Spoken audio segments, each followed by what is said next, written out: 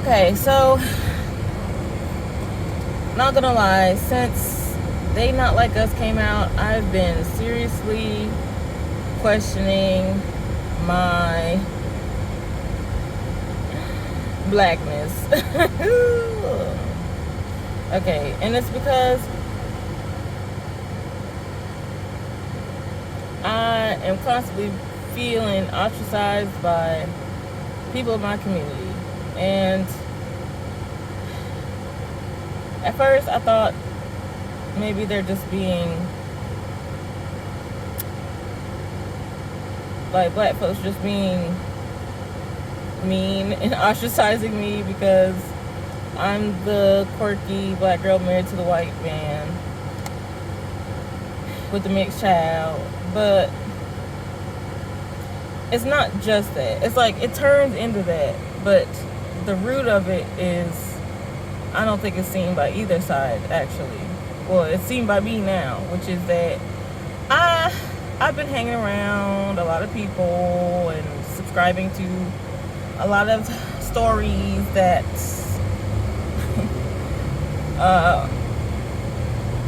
I guess are very victim-minded, victim-influenced, victim-minded heaviness. And you know, black folk, we don't play by that. It's like we do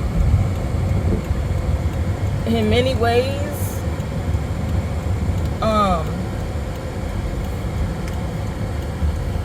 But we know that it's not right. Usually.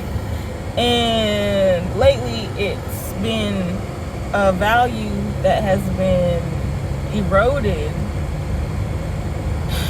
Honestly, maybe by the Black Lives Matter movement, because and like the mental health movement too as well.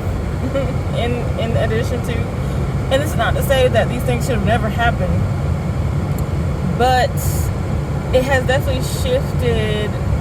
We've shifted a bit too far into the victim mindset. And like, yeah. So it's like good to recognize when you are victimized, but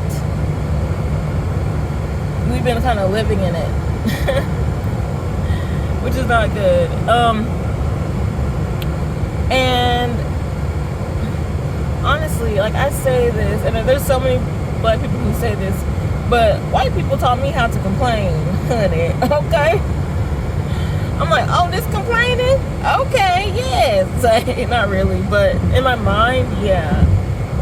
And so it's like, it's okay to feel sorry for yourself. It's okay to be soft and weak, but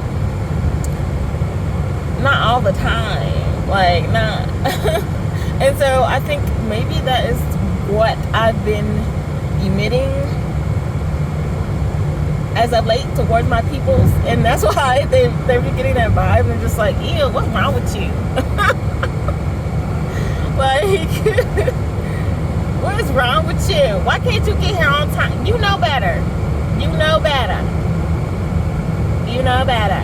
And it's really like, okay, so an example, what made me think about all this in the first place was I was friends with this girl, white girl named Sarah, at work, and in my department, and like she would complain about things that like really, it's like you could have avoided that. Like, what are you, why? And I have to be there like, oh, that's crazy.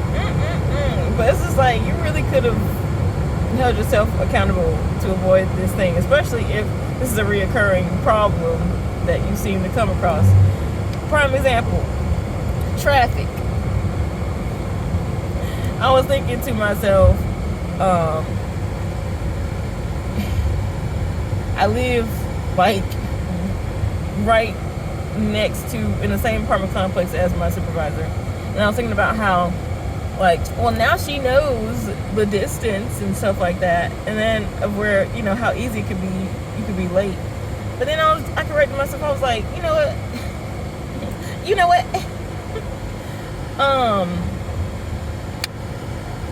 not really about the distance where your house is. It's about how early are you willing to wake up to get there on time.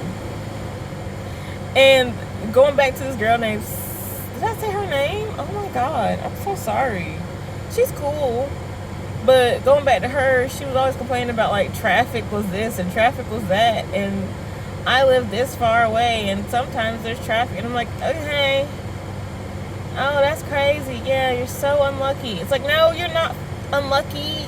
Get up earlier. You know there's a high probability that there's going to be traffic. Get up earlier.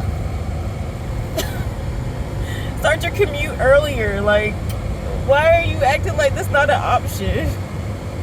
I'm confused. But that's what I'm saying on the inside. But on the outside, I'd be like, oh, God, that's crazy. And I think black people in my department heard those kinds of interactions, and they'd be like, she's soft. She just don't know. And, you know, black people gonna be black people and talk shit. We gonna talk some shit.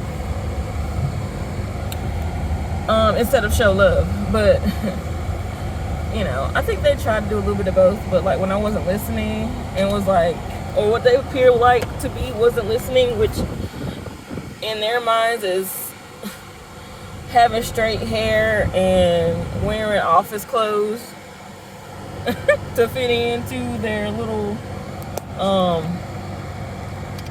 algorithm, amalgamation, whatever. Then they start talking crap about me instead of like encouraging me, you know. And you know, that's one of the reasons why I'm very excited about freeforming this hair and getting more piercings and getting more tattoos. But anyway, all that to say, girl, it's like I've been in victim mode for a little too long, and I'm ready to stop that because it's annoying, and I don't want my daughter to grow up like that, being like that. I ain't got time. That's how you get that's how you get a child that lives with you for all their life. And I ain't got time. Okay? I love you. I love you so much. Bye.